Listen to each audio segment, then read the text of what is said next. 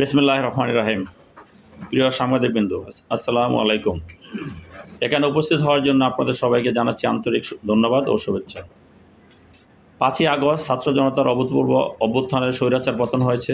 ছাত্র জনতা আন্দোলনে আবু সাঈদ, ওয়াসিম, মুগ্ধর মতো অনেক মেধাবী ছাত্র জনতার জীবনের বিনিময়ে আজ আমরা পেয়েছি নতুন স্বাধীন বাংলাদেশ। আমি শ্রদ্ধার সাথে স্মরণ করি ছাত্র জনতার আন্দোলনে প্রাণ দেওয়া সকল শহীদদের ও আহত সকল সম্মুখভাগের যোদ্ধাদের। তাদের আত্মত্যাগে আমরা পেয়েছি নতুন বাংলাদেশ।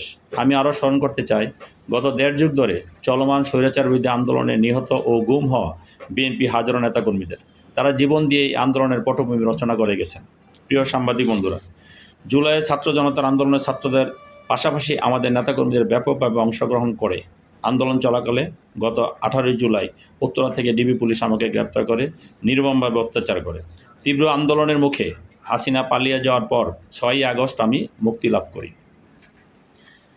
স্বৈরশাসনের অত্যাচারে জর্জরিত সকল শ্রেণী পেশার মানুষের বৈষম্য বিরোধী আন্দোলনের রাস্তায় নেমে আসার কারণে সফলতার মুখ দেখতে পেরেছে। এই আন্দোলনের মূল চাবিকাঠি ছিল বৈষম্যহীন এক পরিবর্তিত নতুন বাংলাদেশ। এই পরিবর্তন হলো গত 16 বছরের জুলুম, অত্যাচার, চাঁদাবাজি, জবরদখলের পরিবর্তন। 5ই আগস্টের পর থেকে বিএনপির ভারপ্রাপ্ত চেয়ারম্যান সারা দেশে নেতাকর্মীদের কঠোর নির্দেশনা প্রদান করেছেন।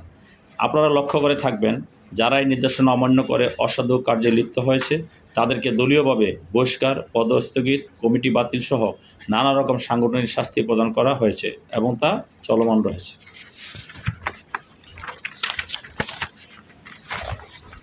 প্রিয় সাংবাদিক বন্ধুগণ, আপনারা সকলে জানেন এই ঢাকা 18 আসনে গত 2 যুগেরও বেশি সময় ধরে আমি বিএনপিকে সুসংগঠিত করতে নির্লসভাবে কাজ করে যাচ্ছি। তারই ফলশ্রুতিতে আমাকে গত উপনির্বাচনে দানের শীষের প্রতিনিধি হিসাবে মনোনয়ন প্রদান করেছে। স্বাভাবিকভাবেই আমার সাথে হাজারো নেতাকর্মী যোগাযোগ রেখে দলীয় কার্যক্রম পরিচালনা করে। আমি গতকাল থেকে লক্ষ্য করেছি 2-3টি খবরের কাগজের উত্তরায় চাঁদাবাজি, দখলবাজি, কাল্পনিক ঘটনা উল্লেখ করে প্রতিবেদন প্রকাশ করেছে। দুর্ভাগ্যজনকভাবে সেখানে আমার নাম জড়ানো হয়েছে, যা খুবই দুঃখজনক, অসত্য ও ভিত্তিহীন। আমি এই সকল বানোয়াট অভিযোগ তীব্র নিন্দা ও প্রতিবাদ জানাচ্ছি। আপনাদের মাধ্যমে আমি স্পষ্ট করে বলতে চাই, বিএনপিতে কোনো চাঁদাবাজের ঠাঁই হবে না। কেউ যদি ব্যক্তিগতভাবে দলীয় নির্দেশনা অমান্য করে কোনো অপকর্মে লিপ্ত হয় তাহলে সেই দায় দল বা আমি নেব না। আমি দল থেকে তাদের বিরুদ্ধে সাংগঠনিক ব্যবস্থা গ্রহণের জন্য অনুরোধ করব এবং তাদের বিচারের জন্য আইনশৃঙ্খলা বাহিনীকে সহায়তা করব। উল্লেখ্য, 6ই আগস্টের পর থেকে ঢাকা 18 আসনের আইনশৃঙ্খলা পরিস্থিতি স্বাভাবিক রাখার লক্ষ্যে সেনাবাহিনী সহ অন্যান্য বাহিনীর সাথে সশরীরে উপস্থিত হয়ে তাদেরকে সহযোগিতা প্রদান করে আসছি। আমি এই আসনের 7টি থানার সকল এলাকায় চাঁদাবাজি, দখলদারিত্বের বিরুদ্ধে মাইকিং সহ অন্যান্য প্রচার প্রচারণা করিয়েছি।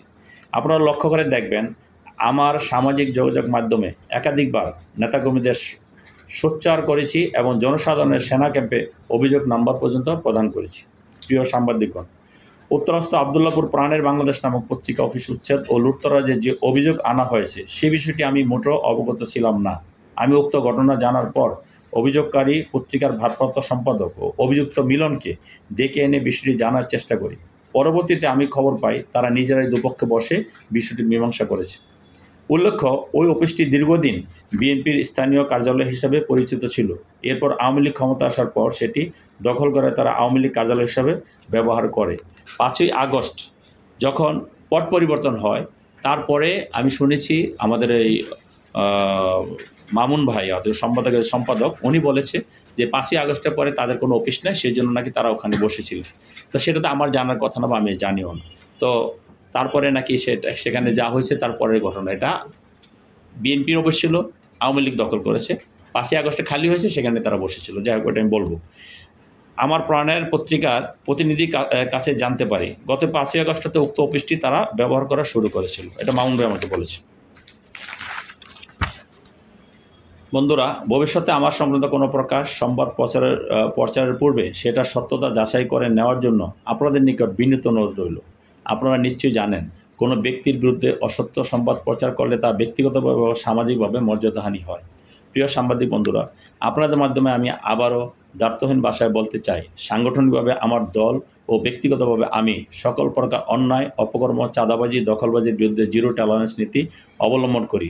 দল বা আমার নাম ব্যবহার করে কেউ কোনো অপকর্ম করতে চাইলে আইনশৃঙ্খলা বাহিনীকে অবহিত করুন। আমি আপনাদের সার্বিক সহযোগিতা করব।